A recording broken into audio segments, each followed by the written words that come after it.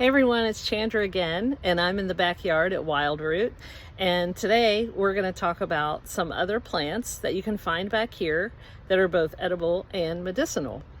I do have to say that we're not going to be eating any of these because we have a dog grooming place right next door and people like to bring their dogs around here.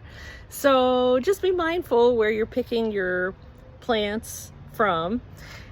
These two particular plants are the bane of most people who have lawns. They hate these plants. I hear people talk about them all the time, how they want to kill them, and it's just so violent. And I'm just really against using broad herbicides for a lot of different things. I know that there are certain applications where you might want to use certain things, but just for a lawn, I really feel like we need to be thinking more about our relationship with the land and how we can do it better, do it different.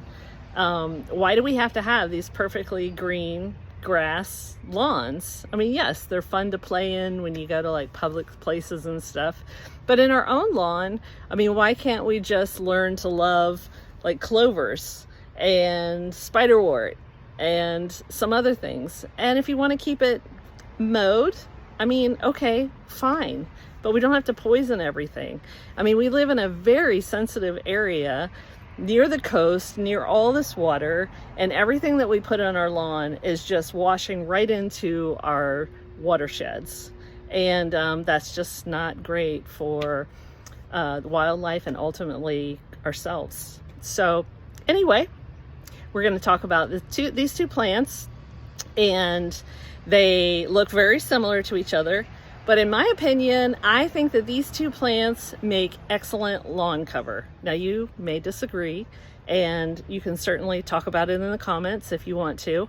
But the two plants that I'm talking about are dollar weed and Dichondra. So I'm going to flip the camera around and show you what I'm talking about. This right here is a really great example of our common dollar weed. Now dollar weed grows in southern states, warmer climates. If you want to control it, is to water your grass less because it actually likes a lot of moisture. So this is growing in full sun right now.